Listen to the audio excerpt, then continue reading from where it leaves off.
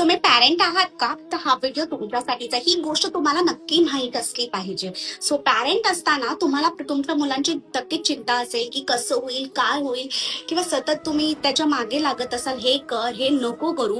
अशा वेळेला 1 minute pause घ्या आणि त्याआधी सगळ्यात आधी एक गोष्ट नक्की करा, ती म्हणजे देवाकडे थँकफुल राहा की तुमची मुलं ही तुम्हाला सर्वात आधी मुलं आहेत त्याच्यासाठी थँकफुल राहा.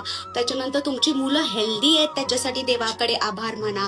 तुमच्या मुलांना कुटुंब आहे, जे कुटुंब असणं खूप गरजेचं असतं, त्याच्यासाठी देवाकडे थँकफुल राहा. किंवा ज्या कोणाला मानतात त्याच्याकडे साठी थँकफुल राहा.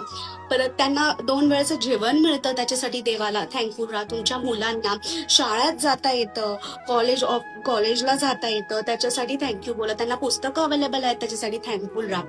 सो ह्या गोष्टी तुमच्या मुलांना मिळत आहेत त्याच्यासाठी अगदी मनापासून देवाकडे तुम्ही थँक्यू बोलला आहात का, तर नाही बोललात तर दररोज नक्की थँक्यू बोला.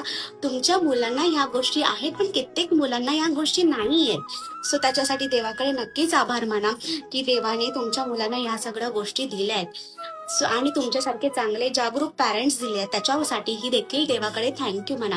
पॅरेंट्स असणं, घर असतं, 2 टाइम जेवण असणं, शाळा कॉलेज असणं, पुस्तकं अवेलेबल असणं, ह्या खूप मोठ्या गोष्टी आहेत ज्या बऱ्याच लोकांना नाही मिळत. ह्याच्यातली एक जरी गोष्ट नसेल तर त्या मुलांना किती सफर करावं लागतं. सो ह्या गोष्टी तुमच्या मुलांना मिळतात त्याच्यासाठी नक्कीच त्यांना थँकफुल, देवाकडे थँकफुल राहा. सो ही गोष्ट दररोज फक्त हाफ एन मिनिट.